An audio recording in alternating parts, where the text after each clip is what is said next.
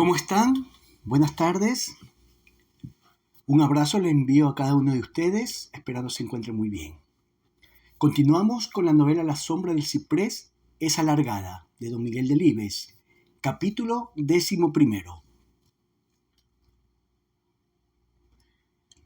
Mi total restablecimiento fue cosa de poco tiempo. Paulatinamente fueron volviéndome las fuerzas, recuperándose todo mi ser, sintiéndome nuevamente maduro para el dolor.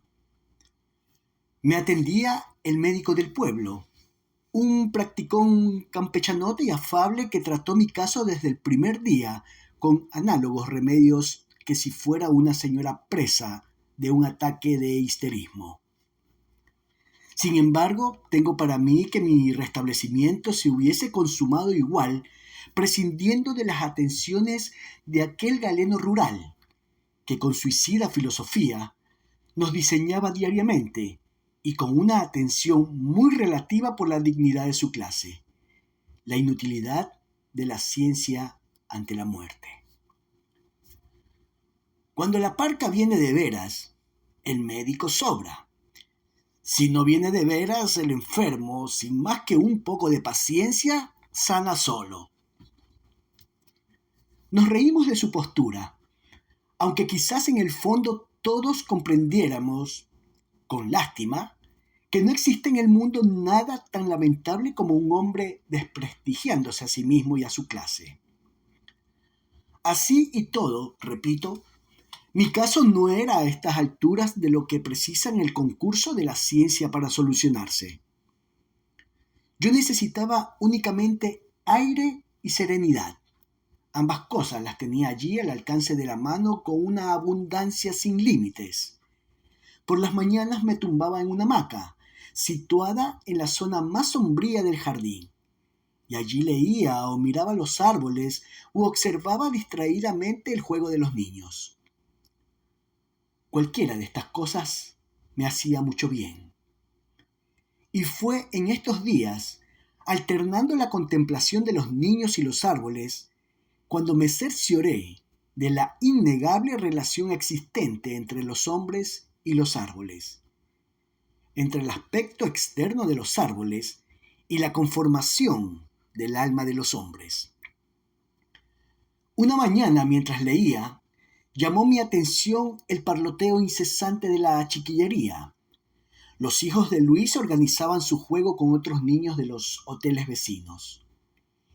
El más pequeño de los hijos de mi amigo quería terciar en el juego de los mayores, impulsado por esa difusa sospecha de que cuando los mayores, que tienen más experiencia, se divierten así, será porque la cosa es mucho más divertida que cualquier otra que pudiera ocurrírsele a él.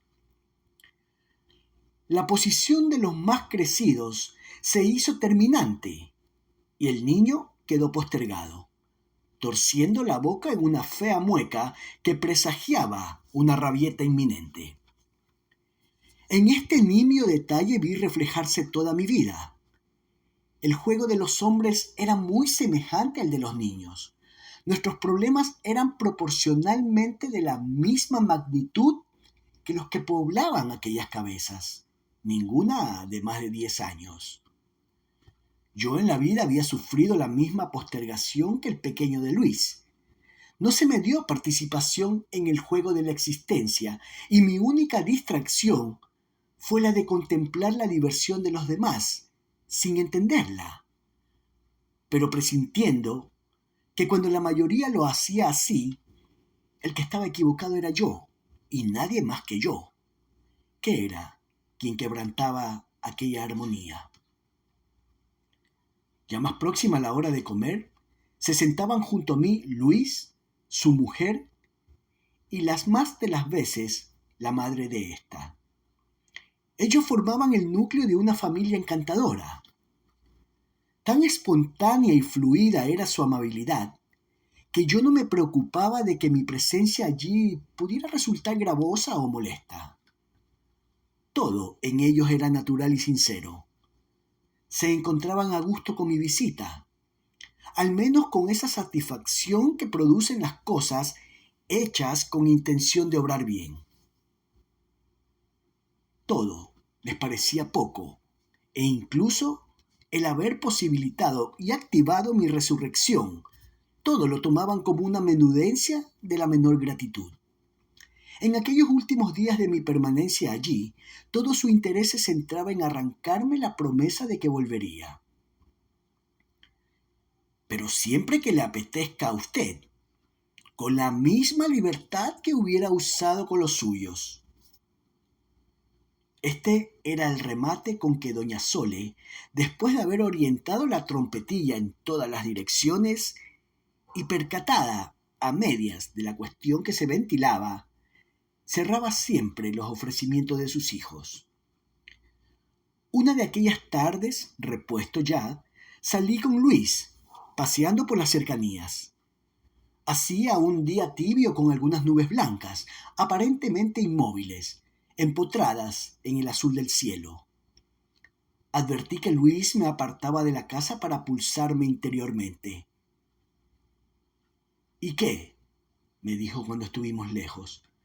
¿Ha tenido tiempo de ver quién de los dos está equivocado? No hay equivocación por ninguna parte. Oh, error.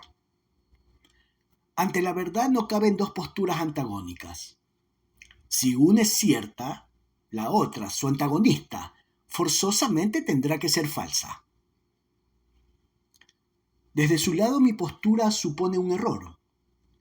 La suya, desde el mío, supone igualmente una equivocación.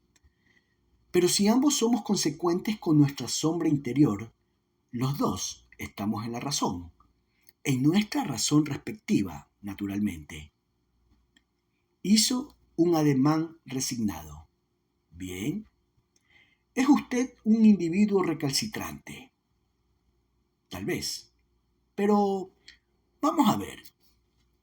Bolea se había medio sentado en el pretil de un rústico puentecillo y se volvía a mí con renovadas esperanzas. Yo solo voy a pedirle una cosa. Medite usted sobre el proceso evolutivo de esa obsesión que le turba. Usted no nació así.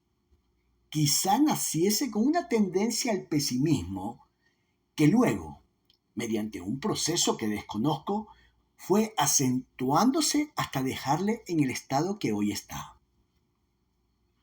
Cruzó una pierna sobre otra y continuó con vehemencia. Deseo que usted reconstruya su vida tal como hubiese sido de no interponerse esas causas que le imprimieron la orientación que hoy tiene. Sea sincero consigo mismo. Una vez que alcance ese punto, compárele con su estado actual y saque las consecuencias lógicas. Sonreí. Está bien, pero apure el proceso hasta el último extremo, hasta la última consecuencia. Se levantó del pretil y se palmoteó los pantalones manchados de polvo. Está bien. Y le prometo que con esto no volveré a meterme en lo que no me importa. Usted se queda con las conclusiones que obtenga y obra en consecuencia. Volví a sonreírme. Bueno, siguió Bolea, yo me voy hasta el pueblo de al lado dando un paseo. Dentro de una hora podemos encontrarnos aquí. Mire, le recomiendo como lugar ideal para una buena meditación aquella arboleda. La llaman la Castañera, no sé por qué, pero es un buen sitio, se lo aseguro. Me hizo una seña de despedida y se separó de mí, golpeando alternativamente a cada paso con la picona que portaba en la mano derecha las puntas de sus zapatos. Yo me quedé un rato indeciso. Al fin tomé la desviación del camino en dirección a la Castañera. Penetré en la espesura por un senderillo derecho y empinado. En realidad sería difícil precisar por qué denominaban a estos bosques la Castañera. Allí hay árboles de 100 especies distintas, con un verdor abigarrado y explosivo. Junto al castaño alzan su recubierta anatomía el arce y el nogal, el olmo y el abedul. aparte de un frondoso eucalipto que se yergue magnífico como presidiendo el verde concilio. Es agreste y salvaje el lugar, los arbustos, los helechos, el hiriente acebo me dificultan extraordinariamente la marcha agarrándose a mis piernas. He penetrado finalmente, en silencio, sin ruido. Nadie se ha sorprendido. Tan solo una rendaja, siempre escamona, ha escapado veloz con sus plumas azules al viento. Una pareja de ruiseñores me contempla curiosa desde una rama sin interrumpir el iniciado concierto. Bullen y trinan al unísono los pequeños habitantes de aquella selva. El ágil verderoncillo, el armonioso jilguero, el pardo malvís y hasta el pimentonero microscópico, alzando su cabecita con aires de gran señor, mostrando vanidoso la roja mancha de su plumaje. En su desacompasada melodía hay un no sé qué de armonía perfecta. Inevitablemente me he movido y he hecho ruido. Cada cual ha tirado por su lado, batiendo difícilmente sus alas entre el enmarañado ramaje. El bosque se me presenta cada vez más intrincado.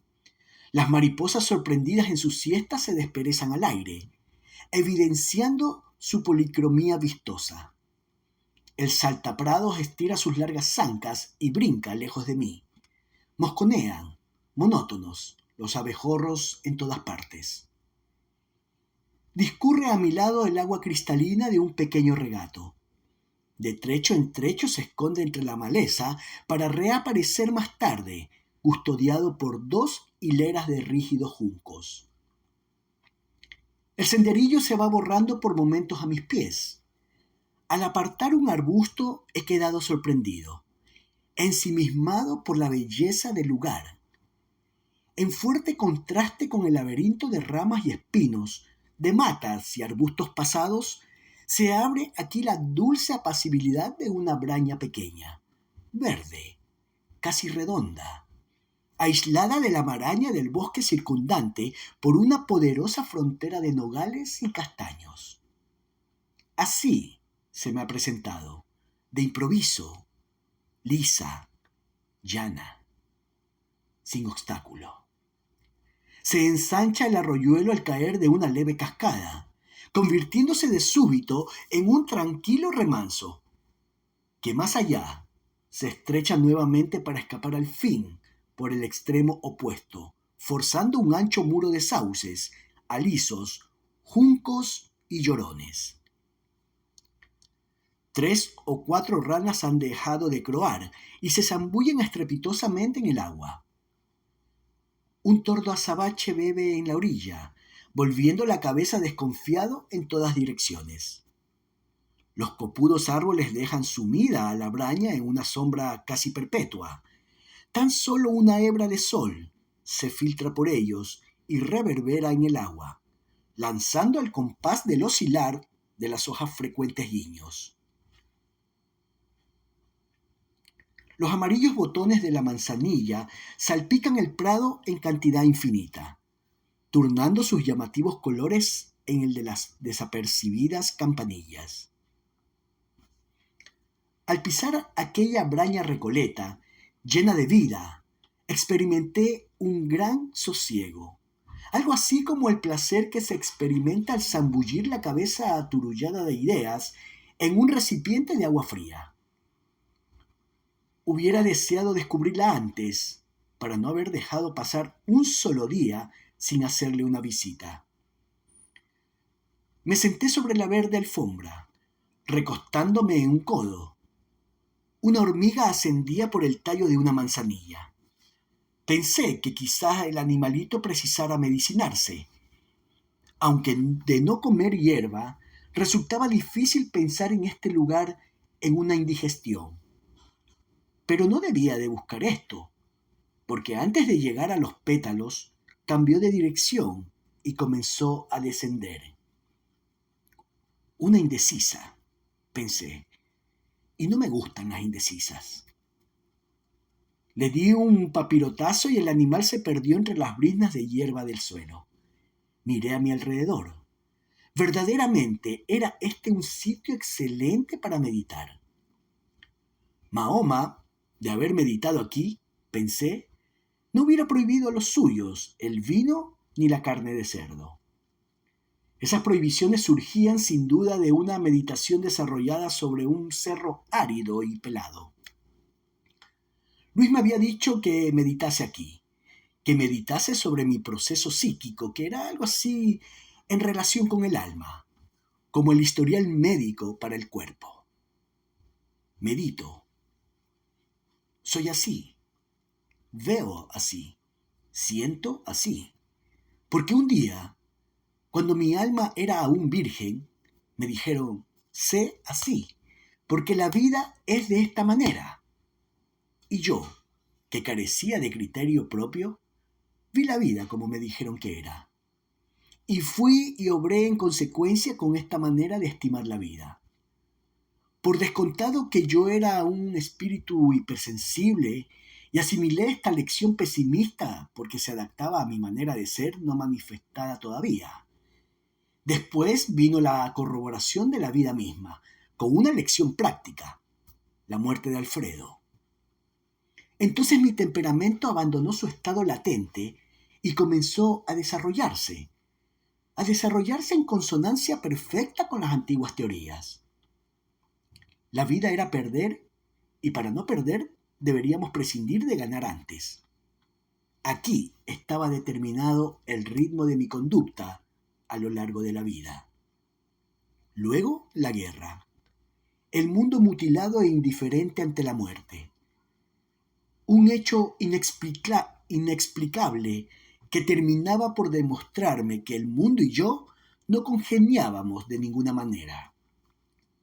Sí, pero todo arrancaba de la influencia primera del señor Lesmes. Ahora le configuraba como un envenenador. Me chocó verme de nuevo pensando mal del señor Lesmes.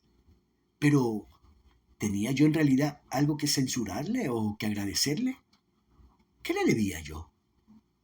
¿Prefería ser como era o hubiese preferido ser un indolente, un ciego, como los que militaban en la fila de enfrente? Bueno, y borrando al señor Lesmes de mi vida, ¿qué restaría de mí y de mi consistente temperamento actual? ¿Hubiera formado en este caso junto a los indolentes y los ciegos? ¿Podía estimar indolente y ciego a un Luis Bolea, por ejemplo? ¿No estaría la verdad en un punto medio entre el mundo indiferente y mi yo excesivamente subjetivo y apasionado? Bolea podía ver que no había forma de establecer un paralelo entre lo que somos y lo que pudimos haber sido. Todo se resolvía en un complejo nudo de interrogantes sin respuesta posible. No había base fija de partida y consecuentemente las dudas y bifurcaciones surgían ya en el origen mismo, multiplicándose después. Solo existía un punto irrebatible, actual, aunque su proceso y evolución hubiese sido inconstante, dudoso y movedizo. Yo era ya de una manera, y resultarían estériles los esfuerzos para darme la vuelta basándose en lo que pude ser. Quitando un eslabón a mi cadena vital y añadiéndole otro postizo, no se conseguiría modificar la forma ni la resistencia de la cadena. Todo lo demás caía por su base. ¿No era toda mi historia una pura incógnita? ¿Una interrogación? ¿Una duda? Bolea no se daba cuenta de lo que pedía al decirme que del paralelo extrajera hasta la última consecuencia lógica. ¿Es que era lógico el paralelo? ¿Había siquiera en él un punto de lógica o tan siquiera de posibilidad? Yo rotundamente era así, como era, y ante mí se abrían dos caminos, tomar o abstenerse. Bolea era partidario de que tomase. Yo de abstenerme. Irracionalmente, todo concluía ahí. No era posible ir más lejos. Me abstraje contemplando la suave corriente del regato que besaba al pasar los pies de los sauces de las riberas. El tordo intentó bajar a beber, pero desechó su primitiva idea al ver que el turista proseguía descansando sobre la hierba. Croó una rana a 3 metros, corriente abajo. Las copas de los árboles hacían ruido al dejar pasar el viento por sus intersticios. El clima de la tarde era templado. Advertí un punzante hormigueo en la mano. El brazo se me había dormido de soportar el peso de mi cuerpo. Me tumbé del todo y estiré mis 2 brazos hacia el cielo. En este momento tuve la sensación de que mi cuerpo entraba en decadencia, de que mi vida había iniciado la curva de su descenso. Se me escapó un gruñido seco. La majestad de los árboles a mi lado incrementaba mi impresión de insignificancia. Si en vez de estar tumbado aquí lo estuviera 1 metro por debajo de la hierba que aplasta mi cuerpo, sería que estaba muerto. Qué confortadora impresión permanecer así eternamente. La copa de un árbol tornó a distraerme de mis reflexiones. Los árboles son unos buenos compañeros. Tienen la ventaja sobre los hombres de que no hablan tanto. Tienen la ventaja sobre los hombres de que no hablan tan alto. A veces, solo a veces, susurran. Recordé la frase de Julián Rollo en sus buenos tiempos de nómada.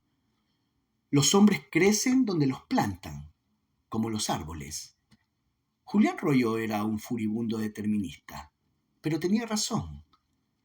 En su frase tal vez hubiese un átomo de verdad, pero solo un átomo. Por lo demás, su frase era incierta. Me fijé en el árbol, que nuevamente susurraba desde la altura. Era un buen ejemplar de castaño. Sus 2 primeras ramas ascendían hacia el cielo rectas y perfectamente torneadas, como los brazos de Jane, me dije, y sentí la viva impresión de que Jane permanecía a mi lado. Así y todo hay que dejarla, a pesar de sus antebrazos. Comprendí súbitamente que mi salud renacía a pesar de haber iniciado mi cuerpo la curva de la decadencia. ¡Qué facultad tan extraña esta mía!, pensé. Un día, muy atrás, percibí que empezaba a usar de la razón. Hoy aprecio con una nitidez diáfana que camino hacia mi ocaso físico. Hoy aprecio con una nitidez diáfana que camino hacia mi ocaso físico. Se escapó de mis labios otro gruñido, como una involuntaria protesta.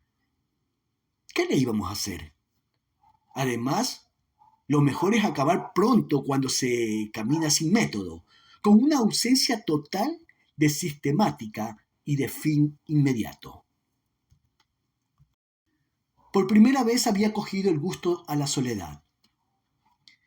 ¿Cuánto ayuda la soledad a poner en orden la cabeza?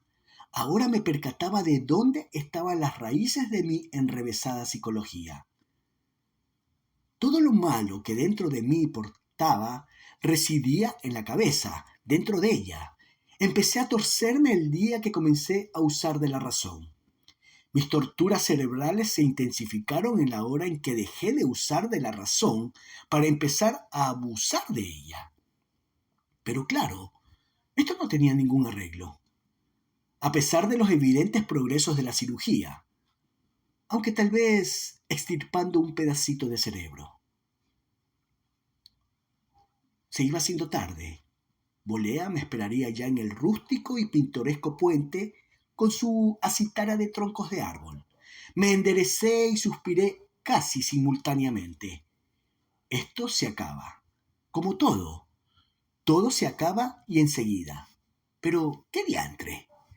También había que dar lugar a las ranas y los tordos suspicaces para que disfrutasen de este paraíso. Una pena no haberlo descubierto antes. Pasado mañana todo esto se habría acabado. Otra vez el antracita, Providencia y... basta. Me costó hallar el sendero entre la tupida maleza que se apretaba a mis pies. Las aguas del regato se deshacían en espuma al atravesar la ligera cascada. De nuevo el alboroto de los pájaros, interrumpidos en su intensa soledad. Una soledad envuelta en el eco de 1000 gorjeos simultáneos. Apreté el paso. Luis me esperaría ya recostado en la citara del rústico puentecillo. Me agradaba pensar que ya nunca me pediría explicaciones, aunque confieso que sus conatos por romper mi indiferencia me producían una secreta satisfacción. Pero de momento prefería no tener que rendirle cuentas sobre las consecuencias deducidas del paralelo entre mi ser real y la probabilidad de haber sido. Al salir de la espesura me sorprendió la intensidad de luz que aún conservaba el día. Vi desde lejos a mi amigo sentado en el borde del puentecillo y le hice señas. Él me respondió con un ademán semejante. Cuando nos juntamos tomamos el camino de la casa, hablándome él de cosas indiferentes. Capítulo 12. La última tarde salí con la suegra de Luis a dar un paseo. Había llovido durante todo el día y la tregua de sol que se abrió en el cielo después de la merienda la aprovechamos para estirar las piernas. Un viento norte muy fresco barría la frondosa maleza de uno de los lados de la carretera y secaba el asfalto, barnizado por la lluvia, con excepción de los baches que formaban acá y allá minúsculos lagos de agua sucia. Las nubes negras cabalgaban ligeras por el cielo, que de trecho en trecho se ofrecía a nuestra vista con su tono azul natural. Lucían los prados su verde charolado, más matizado que de costumbre, y a lo lejos se veía alguna montaña alta coronada por un desgarrón de niebla. Doña Sole no temía a la lluvia fina ni al frío. Salió de casa con su habitual indumentaria sin otro socorro que una capita negra, de punto, que soportaban sus hombros huesudos. Su cachavita, también negra, la acompañó en este paseo. Se apoyaba en ella a cada paso, lo que hacía que nuestro caminar fuese lento y solemne, como el de un desfile procesional. Recuerdo que me extrañó su invitación a salir con ella. Jamás habíamos hablado a solas. Supongo que por la imposibilidad material de darle a conocer un pensamiento propio, sin que se enterasen todos cuantos nos rodeaban. A doña Sole, además de la trompetilla, era necesario hablarle a gritos para que entendiese. Por eso extrañé su manifestación inicial. Pedro, me dijo, deseo hablar con usted. Le sonreí como único medio de expresar mi aquiescencia. Cuando siguiéndola salimos a la carretera, añadió. ¿Le parece que demos una vueltecita? Volví a sonreír para mostrarle de nuevo mi conformidad. Así se inició el paseo aquella tarde. Los primeros 10 minutos de camino los hicimos en silencio. Ninguno de los dos hablaba. De cuando en cuando doña Sole se detenía para retirar de la carretera, empujándoles con su cachavita negra algún cristal o alguna piedra de gran tamaño. En detalles tan nimios como este se conoce a las personas, pensé, y luego me entretuve meditando si alguna vez en mi vida me había guiado este instinto de caridad hacia mis semejantes. Comprendí que no, y me avergoncé de ello. Cada vez que la viejecita se detuvo, después a lo largo de nuestro paseo, sentí una especie de censura interior que me sobrecogía. Al doblar una revuelta que a pocos pasos de la casa hacia la carretera, doña Sole se detuvo, y en esta ocasión no para apartar una piedra. Pedro, volvió a decirme, Deseaba hablar con usted a solas. Esta es la razón de este secuestro. Y rió todo lo vigorosamente que le permitían sus escasas fuerzas. Yo reí también, pensando si querría decir que iba a hablarme sin testigos de ninguna especie. Por tercera vez le sonreí para indicar que le escuchaba. Después de una corta pausa, añadió: Desde luego, este mundo no se ha hecho para gozar. En esto tiene usted razón. El goce es vida de otro mundo que hay que merecer sufriendo en este. Caían sus palabras pausadas e ingrávidas sobre mi pecho con la misma suavidad que caen del cielo los copos de nieve. También sus palabras eran blancas como sus canas, y pensé que aquella mujer iba a regalarme con un copioso maná de experiencia. Después de otra pausa, prosiguió: También yo sufrí en mi vida como usted, y nunca pretendí orillar este suplicio violentando la voluntad de Dios. Pensé que sus designios se cumplen cabalmente entre los humanos y que es necio tratar de apartarlos por la fuerza. Hay una verdad sobre todas que se nos impone con carácter de fatalidad: Dios. Por eso, lo que viene de Él ha de aceptarse con sumisión, porque somos sus criaturas. Hacer otra cosa supondría engañar nuestro orgullo hasta autodeificarnos. Volvió doña Sole a detenerse en su camino y en su discurso. Tan medidas eran sus palabras que casi no mentiría al decir que más allá de sus canas veía agitarse y funcionar la perfecta máquina de su cerebro. Veía las ideas en un espantoso desorden en la zona más alta de su cabeza. Luego, estas ideas pasaban goteando, una a una, por una criba tupida a una segunda cavidad, de donde después de escogidas y seleccionadas, llegaban a su boca que las expresaba.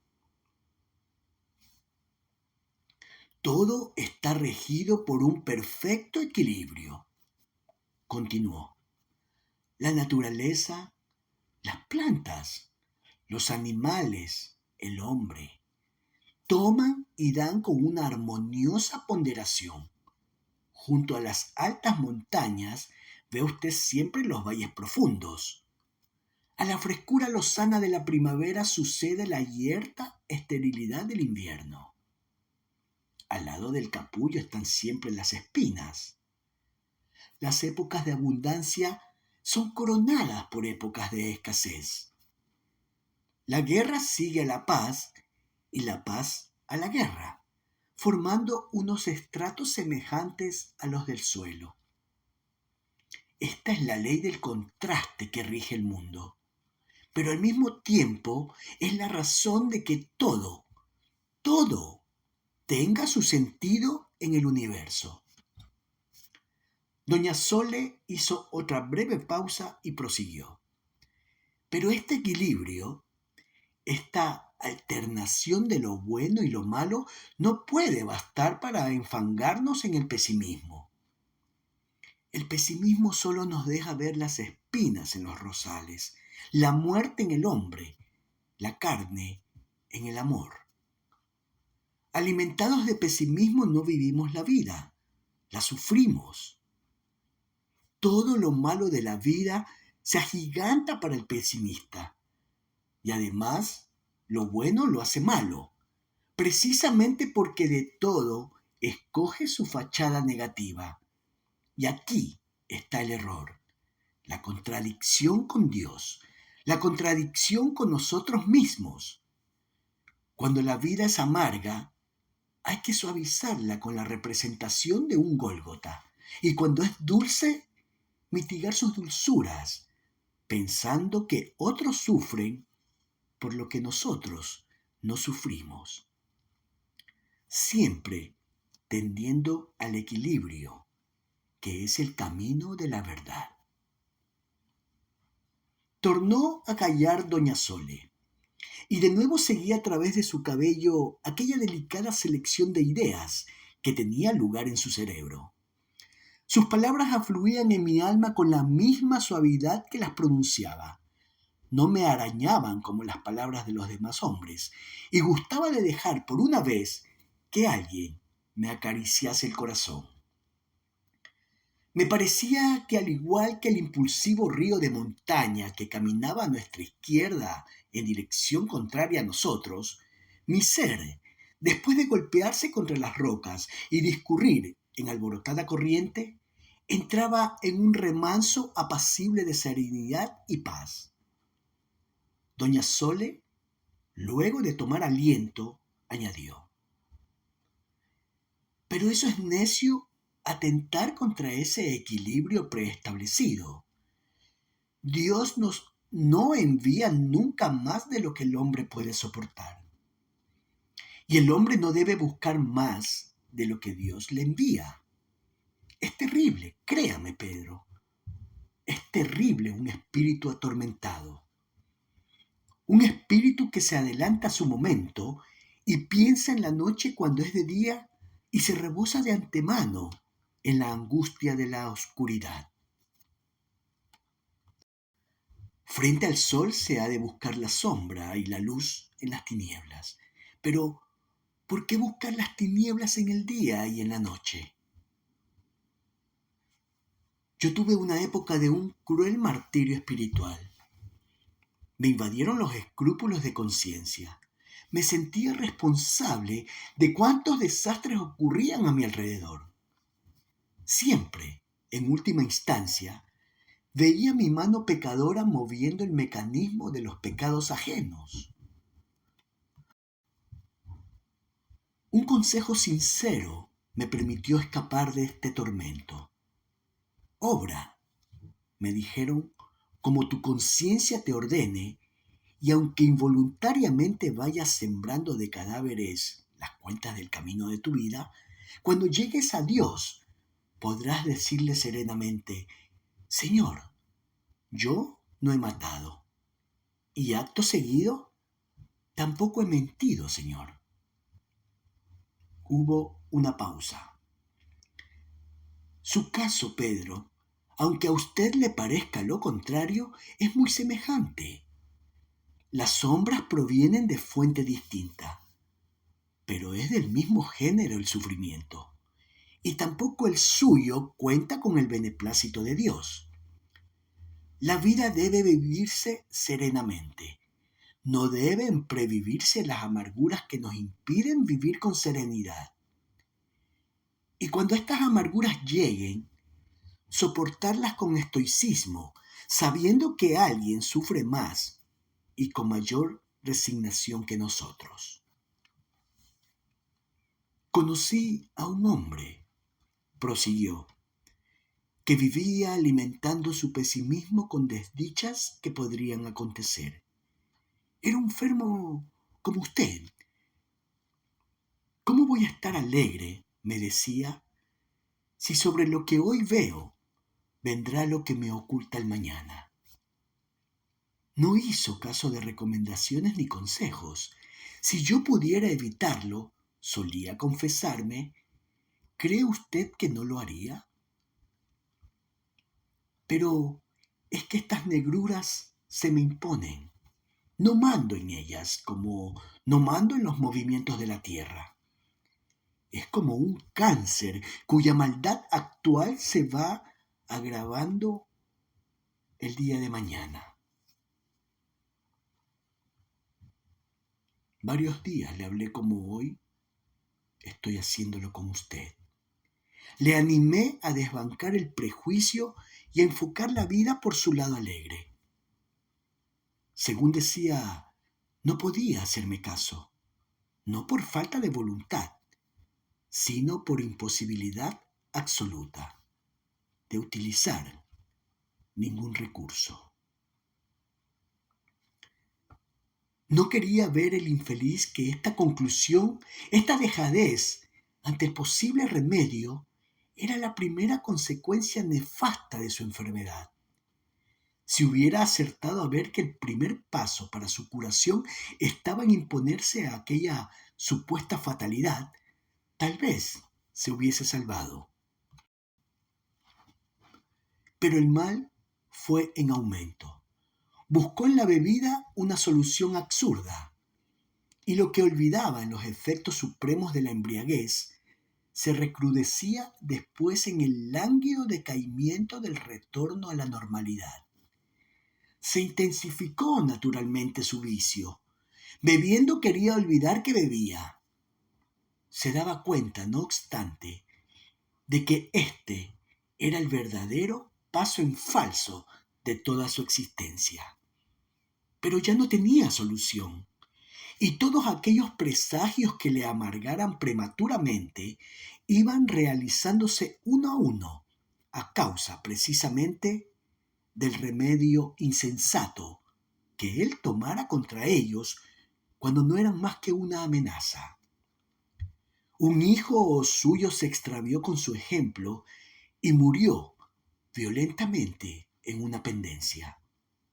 Falleció su mujer, martirizada, y llegó a su hogar la temida ruina. Todo aquello rebasó su capacidad de aguante y un día se mató disparándose con una pistola en la cabeza. ¿Cree usted, Pedro, que los reveses de esta vida hubieran sido tan aparatosos de haberse impuesto este hombre a su fatídica obsesión?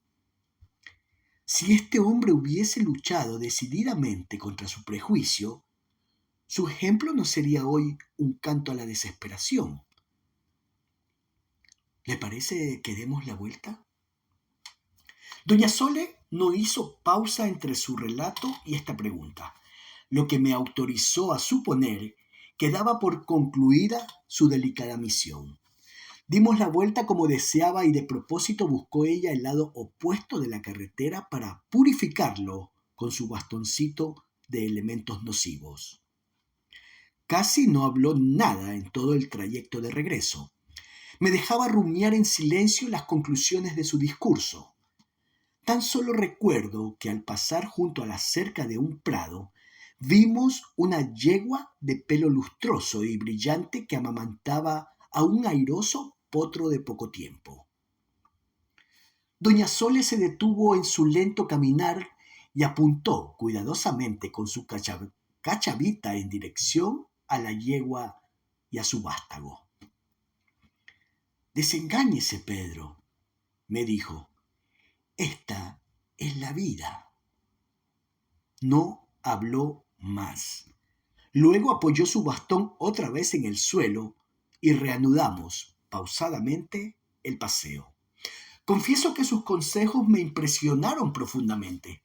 Sabía de quién me hablaba al referirse a un enfermo como usted. Fue un hermano de su marido, quien se suicidó después de perder un hijo violentamente. Lo que no supe hasta ahora fueron las causas de su determinación. Mis ojos miraban hacia el infinito. Como siempre proyectaba mi vida sobre un porvenir incierto. Sentía a mi lado el pausado caminar de los pies de doña Sole.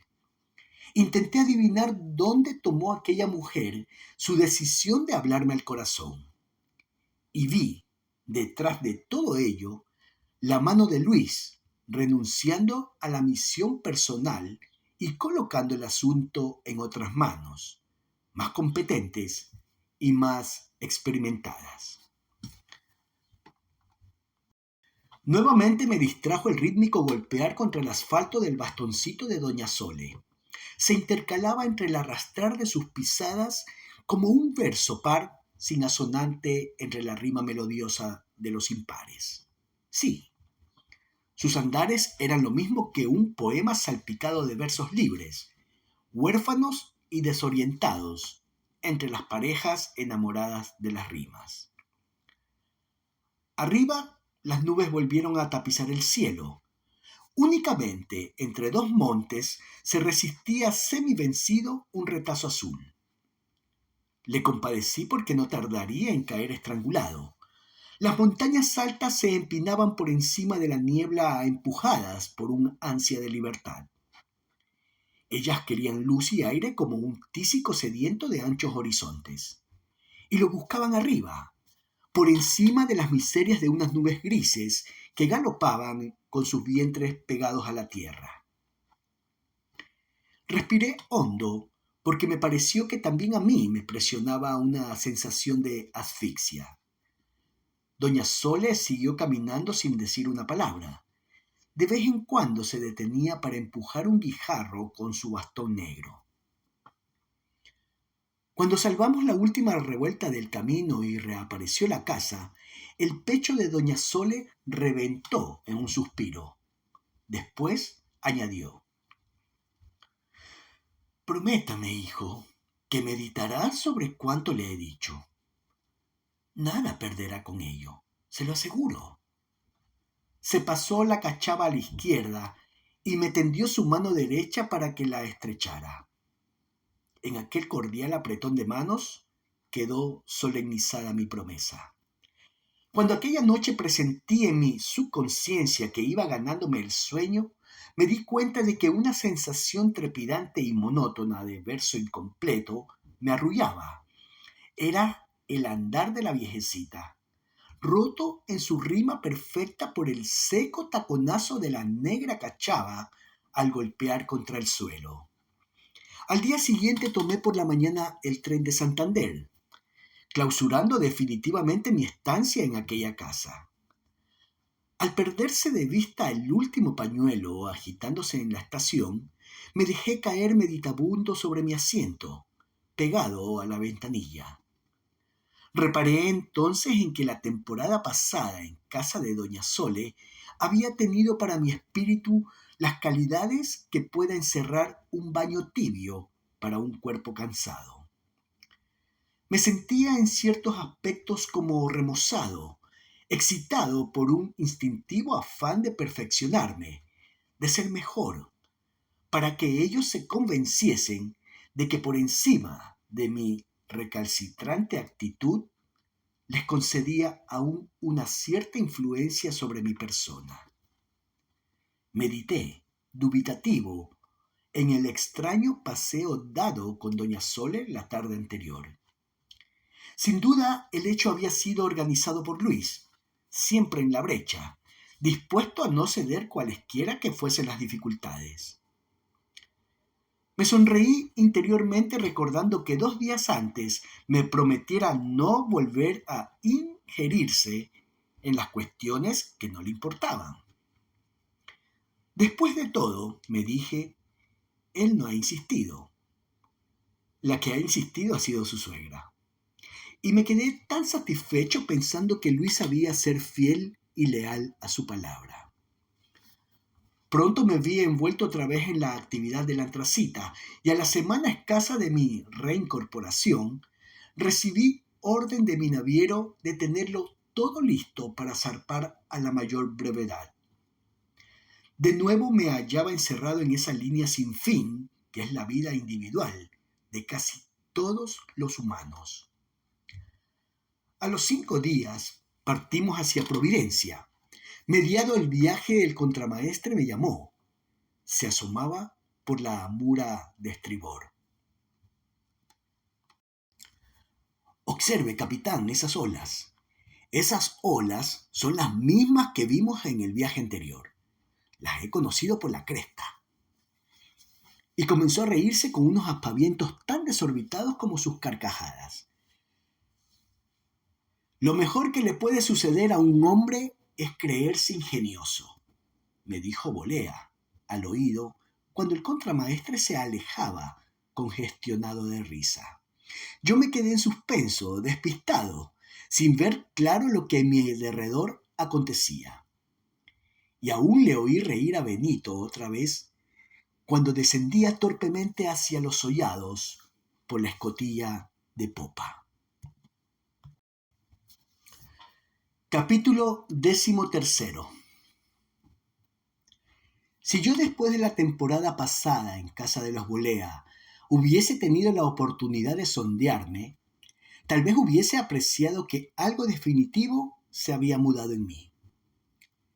Pero como desde muchos años atrás tenía el convencimiento de mi inalterabilidad, no juzgué pertinente un nuevo examen de la firmeza de mis principios fundamentales, persuadido de que proseguirían sólidos e inalterables como siempre. Sin embargo, insisto en que de haberme sondeado entonces, me hubiese percatado de que mi resolución, no obstante ser aparentemente la misma, se hallaba minada por dentro. Mi decisión, a estas alturas de la vida, más tarde me convencí de ello, estaba ya muy debilitada, perdida quizá su esencia íntima en aras de una apariencia resoluta, invariable y firme. Al regresar por segunda vez a Providencia, después de haber conocido a Jane, tenía yo la sensación subconsciente de que un nuevo encuentro con ella significaría el fracaso de toda mi teoría forjada a costa de muchos años de sacrificios y renunciaciones. Yo, en aquellos días, gozaba engañándome a mí mismo. Jamás volveré a verla, me decía, ni a recordarla, ni a dejarme envolver en su suave y peligrosa nostalgia. Pero mientras pretendía que esta norma fuese mi guía, allá, en el fondo de mi ser, me sentía estremecido de añoranzas, lleno de la nueva experiencia de que el dolor termina allá, donde comienza la nostalgia. Instintivamente deseaba encontrarla, aunque me cuidase muy bien de manifestarme libremente este deseo. Me encubría a mí mismo mis propias ansias, mis supremas aspiraciones. Si nuevamente se cruza en mi camino, me susurraba en el secreto de mis velados afanes, ¿será que Dios lo tiene dispuesto así? Y como diría doña Sole, es arriesgado contravenir sus disposiciones. En este estado de ánimo arribé de nuevo a Providencia. Me sentí rejuvenecido al solo pensamiento de que ambos respirábamos el mismo aire y estábamos expuestos al vaivén de unos mismos acontecimientos. A los dos nos roza ahora la misma onda de la vida, pensaba. Si es verdad que en el mundo existe una impalpable comunicación de los espíritus, ella estará presintiendo a estas horas mi cercana proximidad. Y el corazón se me aceleraba de una manera espontánea, eléctrica, casi dolorosa. En tanto me decía hipócritamente para acallar mis ocultos y locos deseos. Una vez más tendré que marchar sin verla, sin oírla, sin sentirla, despegándomela, apartándola, rechazándola de mí. La noche del tercer día de nuestra llegada, asistí al concierto de una orquesta muy afamada. Acudí con el convencimiento de que las aristas de mis pensamientos se mitigarían con esta expansión. Para mí la música posee la virtud de crear ese dolor morboso, evocador, de ese género que se agradece al resucitarlo porque acaricia en vez de morder. Me gustaba pensar con música al fondo, oír la música sin escucharla, relegándola a un segundo plano, dejándola actuar únicamente como excitante y motor de los últimos pozos de mis nostalgias. El teatro estaba lleno, excesivamente caluroso, como si su recinto hubiera sido utilizado para almacenar las altas temperaturas estivales. La gente permanecía grave en sus sillones, inmóvil, arrobada, extática.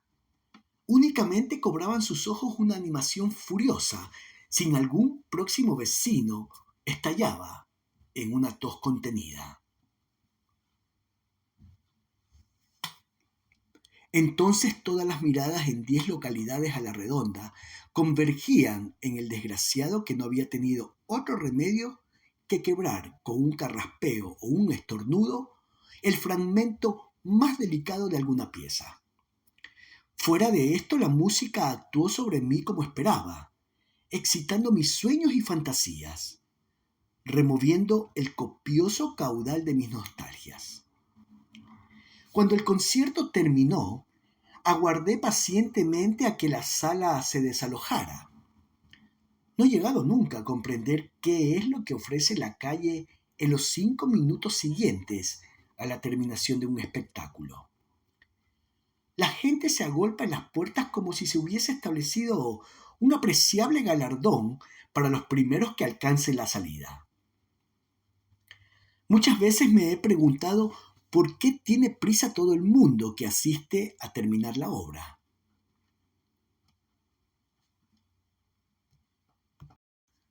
Muchas veces me he preguntado por qué tiene prisa todo el mundo que asiste a una representación. ¿Y por qué esa prisa se desata precisamente en el instante de terminar la obra? Si la obra, por gusto del autor o de los intérpretes, hubiese durado 10 minutos más, la gente no se hubiese enterado de que tenía prisa hasta 10 minutos después del momento en que en realidad la experimentó. Me levanté de mi asiento cuando la concentración humana del pasillo fue cediendo en sus apreturas. Entonces vi 5 filas detrás de la mía, una pareja más paciente que yo, que no daba la menor muestra de premura por abandonar el local. Sentí repentinamente una paralización extraña al fijarme en ella.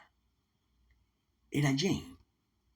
No me veía ni me miraba, abstraída al parecer en una conversación absorbente con su joven acompañante. No sé qué profunda revolución se iba operando dentro de mí. Me había quedado como insensible, como si mi cuerpo todo se hubiera detenido en una diástole del corazón. Al ponerme a su altura interrumpieron la conversación y Jane dirigió los ojos al pasillo, posándolos en mí. Se intensificó vivamente mi aturdimiento. Ella dijo «Hola», con una afectada indiferencia. No sé si respondí. Mi primera reacción consciente fue la de huir rápidamente, la de perderme entre el rebaño humano que me precedía, soslayando aquel encuentro inesperado y violento. Creo recordar que al verme en la calle, eché a correr sin una orientación determinada, doblando esquinas y recorriendo calles con una rapidez diabólica. De pronto me vi en el muelle, paralizado en su luminosa indiferencia, adormecido y quieto en su descanso nocturno. Aminoré el paso entonces y respiré profundamente. Tuve la impresión de que era la primera vez que respiraba desde que saliera del teatro. Me poseía una agitación convulsiva e incontrolable cuando me detuve al borde del agua. Reverberaban en la superficie las luces escasas de los barcos atracados. No veía a nadie a mi alrededor y sentí la tentación de sentarme, dejando a mis piernas tembleteantes oscilando en el vacío. Me senté al fin sobre el bloque de hormigón, sintiendo a mi lado la fortaleza de un férreo bolardo. Allí permanecí bastante tiempo, hasta que noté que el ritmo de mi corazón se recobraba de nuevo. Luego me incorporé dirigiéndome al antracita. Todo dormía en él, menos el marinero de guardia, que me dio las buenas noches al pasar a su lado. Cuando descendía la escalera, me detuve un instante, agarrado con las 2 manos al andarivel. Comenzaba a entrever al fondo de mi cabeza un punto de lucidez, que iba agrandándose paulatinamente. 2 minutos después me encontraba encerrado en mi camarote, tendido sin sueño en mi estrecha litera. Forzosamente ahora tendría que volver a verla. Era esta la idea que iba cobrando cuerpo en mi interior. No podía renunciar a verla otra vez, a hablarle y a disculparme. ¿Qué tenía esto de particular? Luego volveríamos a dejar en suspenso nuestro trato, lo mismo que lo hiciéramos 6 meses antes. ¿Existía algún motivo para privarme de esta inocente expansión? ¿Por qué iba a acomodarme a verla con otros hombres y renunciar yo por completo a su anhelada compañía? ¿Por qué? Esto era necio, absurdo e injustificado. ¿Por qué no podía yo decantar mi amor hasta dejarle una limpia y sincera amistad? Si yo me hubiese examinado interiormente con sinceridad, tal vez me hubiese sorprendido al reparar en la falsedad de estas reflexiones. Pero me interesaba más obligarme a creer que poseía todavía los suficientes arrestos de voluntad para detener mi corazón en el momento que me conviniese. El proceso de la traición requiere un movimiento paulatino para parecer menos traición. A la mañana siguiente llamé a Jane por teléfono y nos pusimos de acuerdo para encontrarnos ante la entrada principal del parque. La vi llegar con el mismo gesto alegre de nuestra primera cita. Nada parecía haber variado, ni por fuera ni por dentro. Cuando un tanto atropelladamente inicié minutos después mi discurso de disculpa, Jane me dejó perplejo al asegurarme que ella no se había dado por ofendida nunca. Ante la estatua de Roger Williams nos detuvimos. No querrás decirme que Roger Williams era bautista, ¿verdad? Rió ella como en los mejores días. ¿Por qué no, si lo era? Prefiero que me hables de ti. Y habló de ella y me inquirió a mí. Y así escapó aquella mañana en la brevedad intangible de un soplo. Por la tarde volvimos a vernos. Estuvimos en un cinematógrafo. Jane a la salida me dijo: no me ha gustado la película. ¿Por qué? Termina mal. ¿Y eso qué importa? Ya hay bastantes cosas en la vida que terminan mal. Prefiero que las historias que se inventen nos den siempre un respiro. A la mañana siguiente Jane y yo estuvimos de nuevo en el acantilado. El mar de otoño era más bronco y ruidoso que el de la primavera. Jane miraba intensamente la mar encrespada. El mar se impone en otoño. Es más gris y más frío y más implacable. Cuando rompe contra las rocas toma calidades de turbios presentimientos. Me estremecí luego de una pausa e intenté tranquilizarla. El mar empieza a acostumbrarse, a sentirse dominado. Pero de vez en cuando nos humilla con alguno de sus mortales coletazos. Sacudí la cabeza. Me estremece hablar veladamente de la muerte. ¿La temes? Cuando apaga la vida de los que quiero. ¿Es ese tu secreto? Mi peso, tal vez. Me miró largamente a los ojos y alzó su mano apoyándola en mi hombro. Instintivamente incliné la cabeza y la besé en su suave dorso. ¿Por qué haces eso?, preguntó ella sin moverse. ¿Qué sé yo? En la vida hay momentos que escapan a todo control. Por la tarde de aquel mismo día volvimos a encontrarnos. Paseamos por el parque y estuvimos remando en uno de sus lagos, bajo la acariciadora media luz del crepúsculo. Después cenamos juntos en un ruidoso restaurante y nos despedimos hasta el día siguiente. Al encontrarme solo, sentí la tranquilidad de haber compartido con la persona a quien amaba el secreto de mi vida. Esta entrega de mí, esta entrega de mi idea fundamental, significaba que se abría ante mis ojos la dimensión atrayente de una nueva etapa. Deseable y consoladora, ahora todo, podría ser distinto si ella me ayudase a desligarme de mi vieja obsesión, si ella se empeñase en hacerme ver la vida por su faceta color de rosa, pensaba. 3 días más tarde retornó el calor a pesar de estar mediado ya el otoño. Jane me propuso marcharnos a Boston por la mañana y regresar en el día. Cuando me vi a su lado, sentado en el coche descubierto, recibiendo en el rostro el beso de la brisa, tuve una conciencia exacta de dónde están los rincones más acogedores de la existencia. Todo a nuestro alrededor respiraba armonía y serenidad.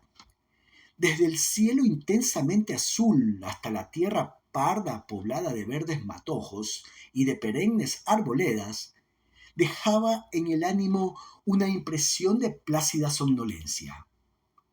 De repente me percaté de que los antebrazos de Jane volvían a aparecer gráciles y desnudos ante mi vista, como en la pasada primavera. Se apoyaban ahora inmóviles sobre el volante negro, torneados y mórbidos, como un eco ponderado de la maravillosa vecina naturaleza. Me quedé mudo, suspenso en su contemplación, hasta que oí su voz a mi lado. ¿Qué te hizo cambiar de opinión? Pude contestarle que ella, sin alterarse, era capaz de despertar dos opiniones contradictorias en un mismo pecho. Pude decirle que un impulso irreflexivo, que una irreflexión profunda, pero respondí en un tono que me sorprendió a mí mismo. Tus brazos. Me miró de reojo.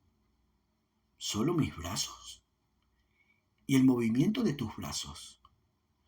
Volvió un poco más la cabeza para mirarme. Lo demás, todo se refleja en el movimiento de tus brazos.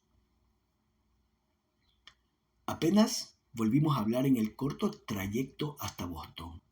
Al llegar aquí, Jane inició un largo capítulo de compras, inspirada por esa particular facultad femenina de creer que nada de cuanto se encuentra,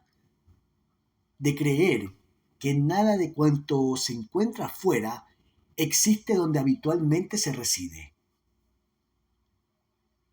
Almorzamos en un restaurante español, donde aparte del rótulo, apenas sí hallé algo que justificase la legitimidad de la denominación.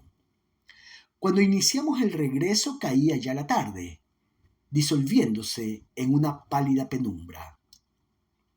El automóvil avanzaba raudo a la luz cenicienta del atardecer. Habíamos levantado la capota y las sombras externas hacían más íntima nuestra vecindad. Fue en una caprichosa parada de Jane en medio de la soledad del campo donde todo terminó por derrumbarse. Ella se había vuelto hacia mí, abierto sus labios gordezuelos por la iniciación de una sonrisa. Su voz cálida, sofocante, envolvió mi rostro dejando mi cabeza en blanco.